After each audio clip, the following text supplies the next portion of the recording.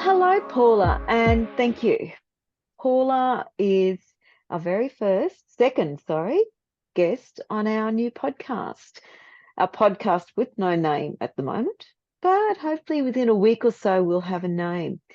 And the podcast is all about communication, and we're looking at 5 themes. It was 4, we've changed it to 5 because we wanted to be positive. So we're looking at accessibility plus usability plus diversion, plus devotion to communication, in other words, plus determination really gives good communication.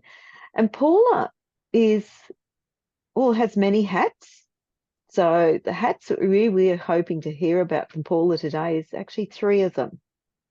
So Paula is a business coach. She has a great company called Boss Lady Skills. The second is Paula has a great virtual assistant company, and we are clients, so I'm speaking with a bit of bias here, and that is Beyond the Maze. And the third is Paula is a mum and a wife, a partner, a stepmom, a daughter, a cousin, sister, brother. Communication in all of those areas will have barriers if you don't take that step back and have a think about the words you use and your way to use them. So welcome, Paula. Thank you very much. Thank you for having me. Oh, anytime. I love chatting to you. So Paula, for you, as I said, Paula, we are clients of Paula's with Beyond the Maze. So if we take it from, if we look at the different themes that we're talking about with communication, what are the barriers that you see regularly in every area of your life that can be simplified by just taking that step back, having a think, and maybe doing things differently? Yeah, so I think in my space where a lot, I live, breathe, work in the neurodiverse space. I have a son with ADHD, a husband with ADHD, stepson, and I wouldn't mind betting my father would be ADHD as well, based on what I see. So, and of course, with our work, with our clients, we focus on that neurodiversity and helping our neurodivergent clients. So communication is really, really key there. And I have to teach my team, how to communicate with clients in particular, because especially with ADHD or I guess any of the spectrum, there are different ways to communicate because the processing, the way the brain processes information is different. And me having trained as an ADHD coach, I understand that. So being able to communicate that with my team, and then my team will come to me and go, "Oh, I don't really understand what that client wants," and let's work it back. Let's talk about what their outcome needs to be, and then work it back from there. So that's I guess what needs to change. I think a lot of people need to sort of understand that and know that neurodivergent or not, everybody's brains process differently. So I think it's just taking that step back and understanding that people think differently, people do things differently, and if they're not doing it or they're not understanding the way you're putting something across, for you to take a step back yourself and go, how do I rephrase that? Or if you do, if it is in the neurodivergent space, how do you restructure that so you can make it more understandable in what you're trying to get across? Actually, it's really interesting because obviously I'm a mum of 2 neurodivergent sons, so I know exactly where you're coming from. And I actually, looking back, think my grandfather also had it. I know my father-in-law, I'm pretty sure my father-in-law has aspects of it. And what are the differences that you would do all the time with your child that you maybe would never have thought of doing before to ensure the communication is what you need it to be? Yeah, so first of all, I don't give him too much instructions all at once.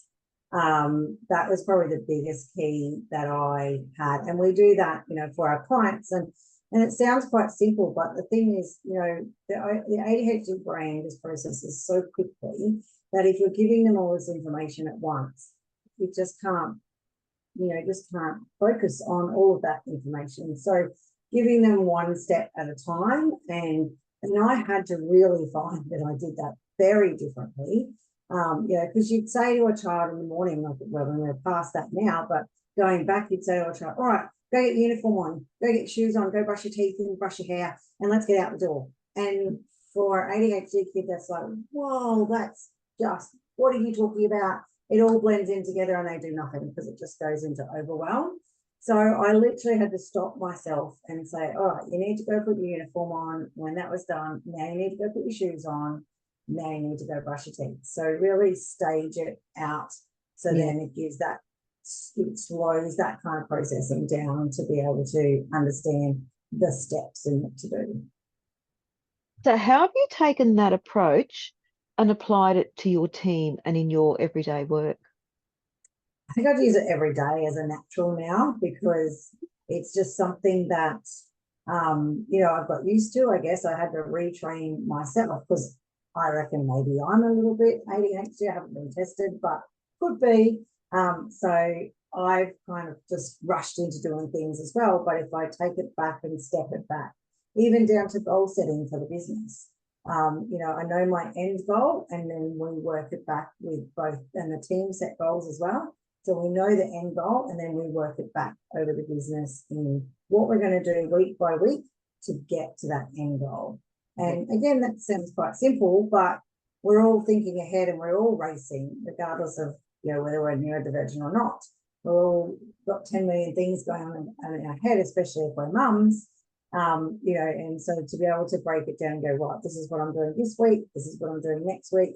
And the team work like that as well. And then, of course, within that, we have tasks that I have to do each week and things like that, that they're checking off your checklists and stuff like that. And that was going to be one of the questions I was going to ask. Well, what techniques do you use? Because I know for myself, I use tasks. I live with my task lists, my must do todays, tomorrow's, my weekly tasks, whatever it is. So you've incorporated that into your team.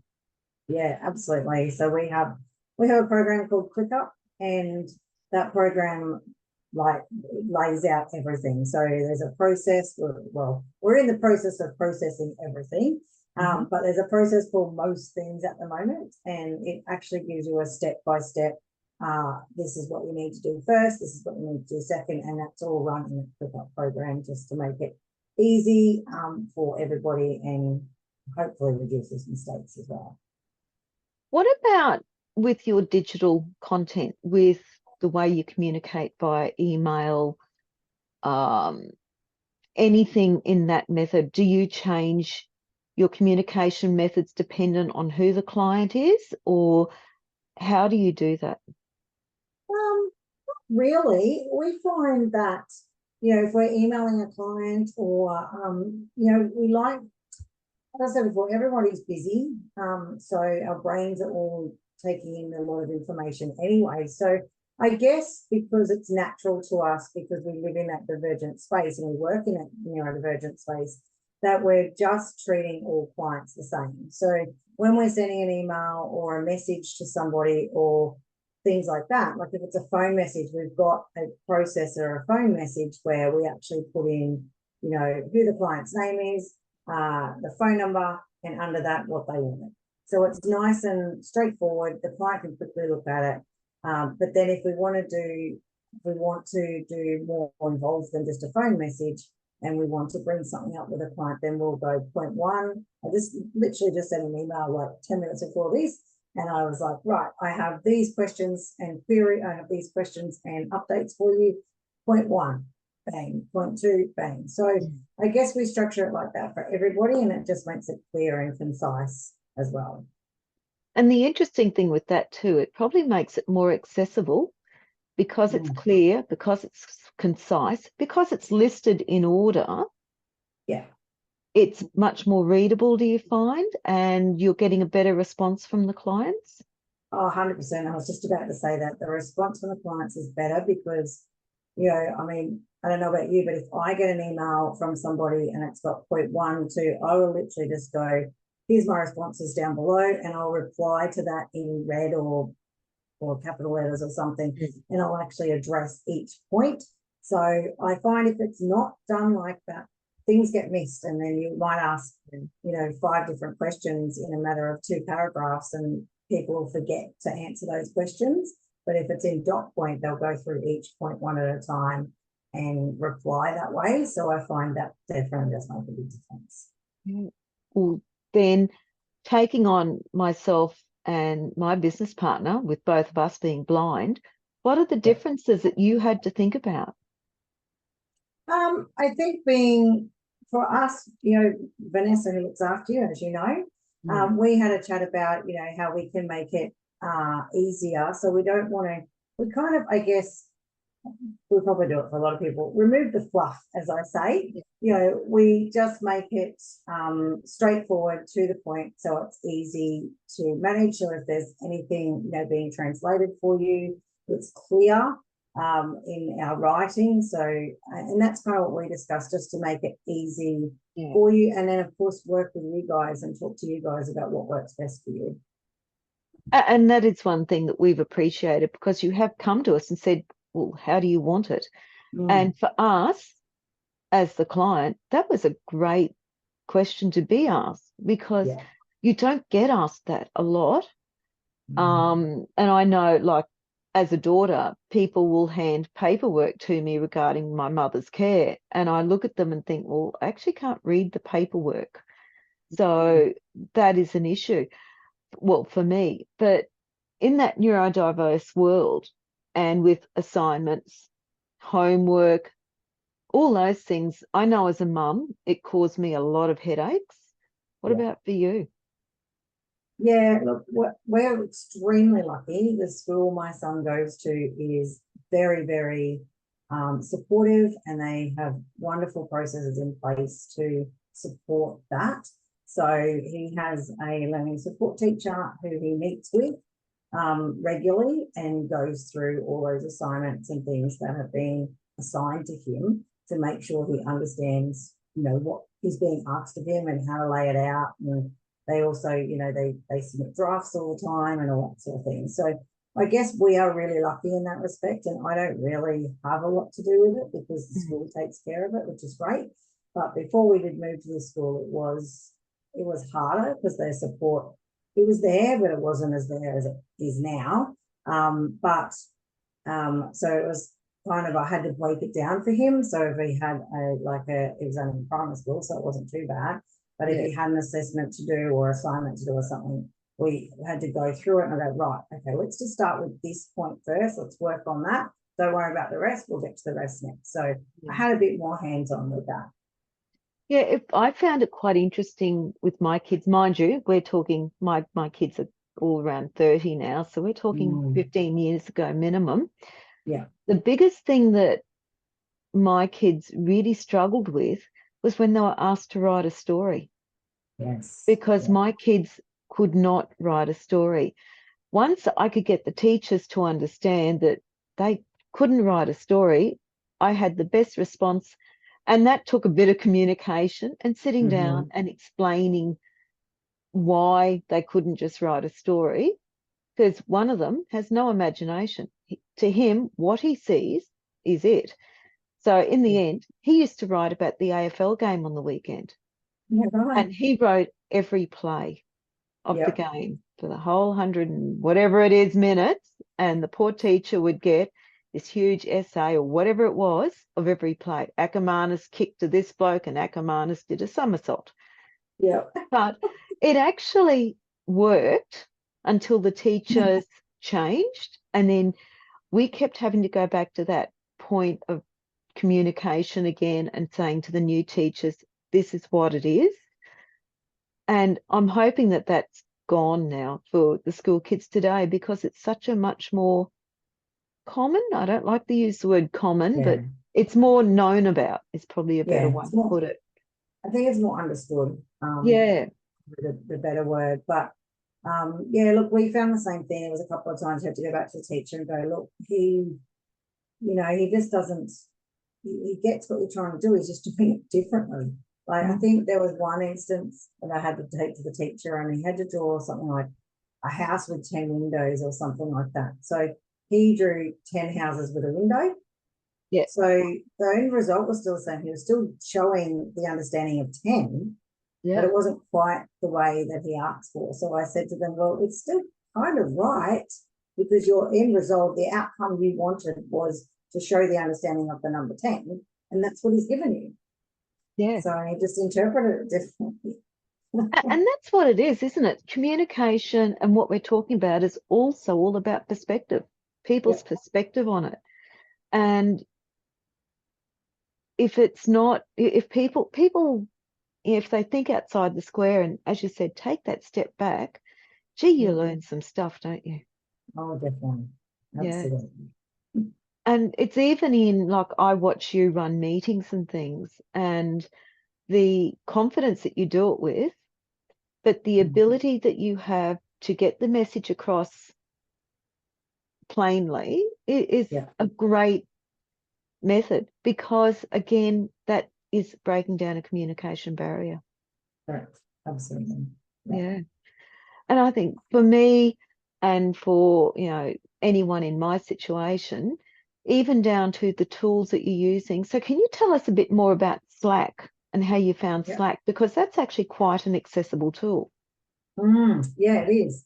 I don't remember how we found Slack actually. I think it was just probably just a conversation I was having with other VAs, or came across it on a platform or something like that. But yeah, we find Slack really good, and that's really how we communicate with a lot of our clients.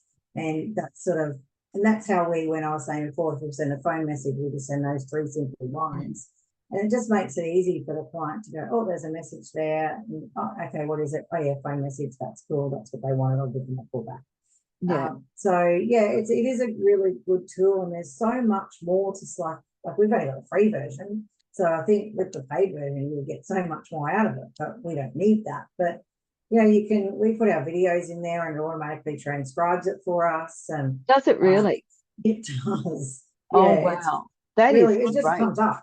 So, and this is the free version. So yeah, it really does. And then, you know, you can, when you talk about accessibility, you can, well, I've got all my notifications turned off because there's just way too many of them, but you can have them on to either pop up or have a sound when they come up. So there's all different ways you can work with Slack to get it to work for your, for what you need out of it, really. Yeah. Okay. With Slack and with the other tools that you use, are you able to change the background colors and things to cater for people with color blindness, or other tools, you know, other issues like that, like acquired brain injuries, where they have to be very, like, the methods and the technologies, the techniques, not the technologies, with the listing and things are great for people with cognitive impairments, neurodiverse, people like me with my vision impairment. You know, it's very succinct, but again, when you're looking at color blindness, you're looking at, say, dyslexia, tools like that, impairments like that. Yeah. The tools that you use, have you tested to see how that goes? Have you tested text to speech and things like that with Slack? I haven't.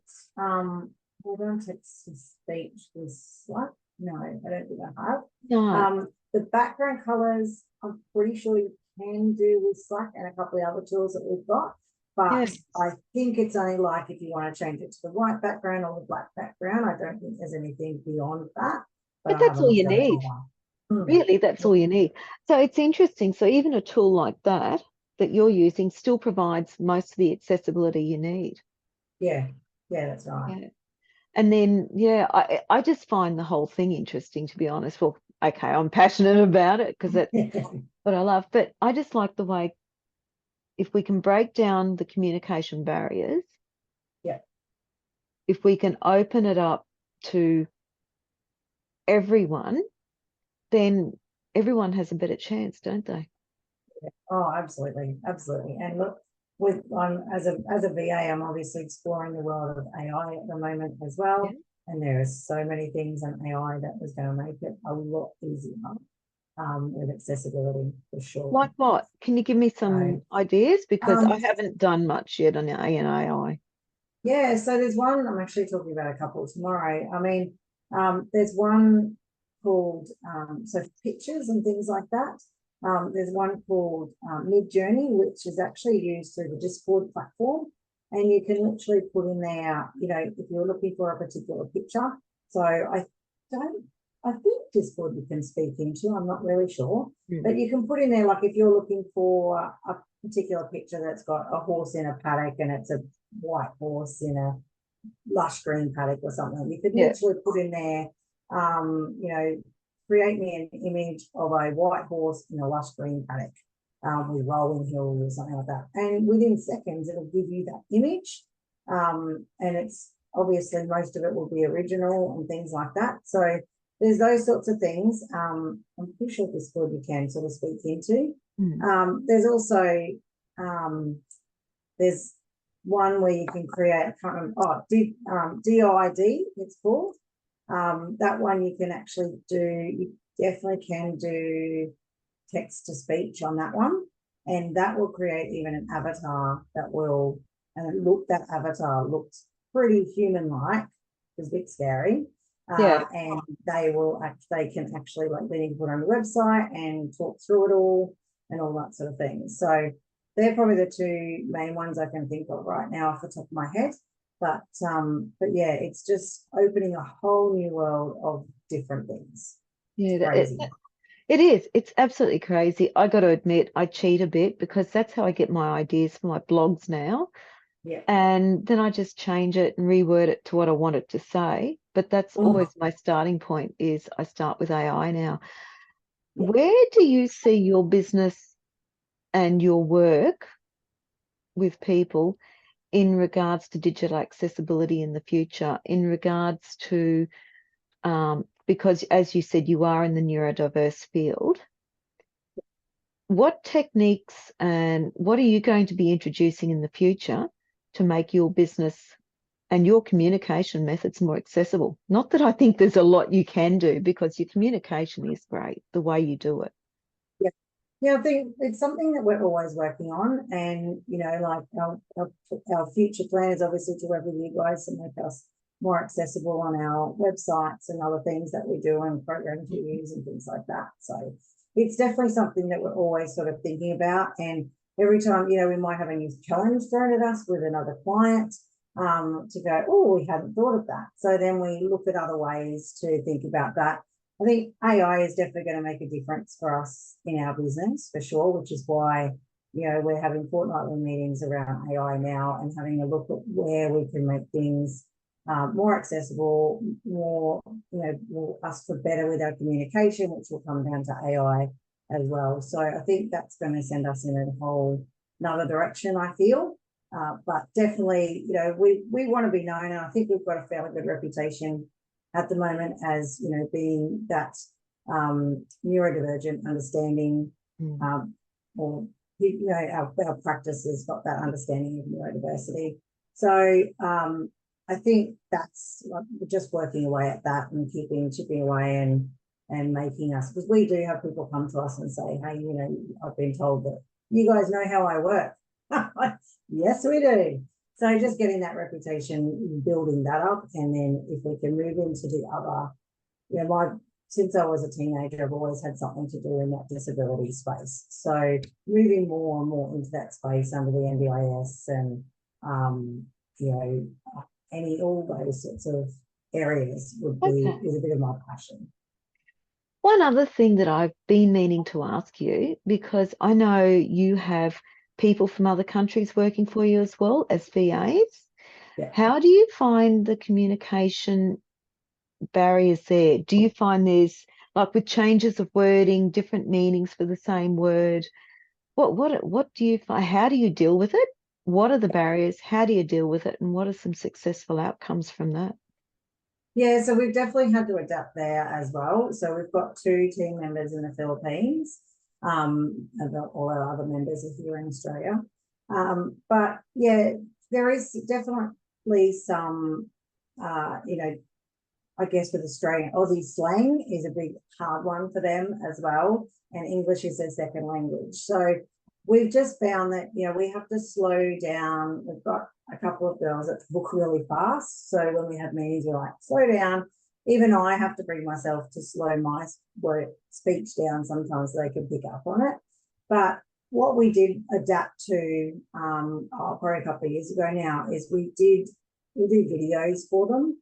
So rather than getting in a Zoom call and saying, this is what I want you to do, and showing them everything we want them to do, where they only probably picked up maybe a quarter or half of what we want them to do, we would do just a video now. So it saves our time because we can do that video there and then, send it over to them, and then they can just stop and start as they need to see what needs to be done. And of course, I mean, they've been working with me for 3 years now, I think it will be. Yeah. So, they've learned in those 3 years as well, how we like things done and all of that. But yeah, initially I think it's just adapting and watching their faces as well. When you speak to them, you're like, yep, they clearly didn't get that word. So then you don't say, oh, if I never say that, why did you understand what I just said? I just kind of guide from their body language and go, I need to rephrase that myself. So I'll go and rephrase it. Actually, that's an interesting one because the video was not one I had thought of. That's a really good technique. Yeah. And it's such a simple one, isn't it? It's a simple thing to do. And it would save you a lot of time, do you think, in the long term? 100%. And we do that basically across the board for our whole team, not just the offshore team. We always say, if you want to show somebody how to do it, record it, because they can then take their time to watch it. You're always there for questions anyway, but it's more about them taking time, because they might have a video on one screen and they're actually doing their job on the other. And they can stop that, go do the job, go back to the next point. So it is a really good concept, and it saves so much time. What advice could you give other business owners that are looking at doing what you're doing and breaking down the communication barriers? Yeah, I think just definitely, well, as I was just saying, video things, because that makes it easy. But also just making things simple. And for anyone, I just think, because if we just do it in things in dot point, there's less things that will get confusing, less misinterpretation of things, and just easier for people to follow. Excellent. Thanks, Paula. Thanks so much for your time. I can't tell you how much I appreciate that. And thank you for everything that you do for us on a daily basis, you and the wonderful Vanessa. So thank you. Not a problem at all. Our pleasure.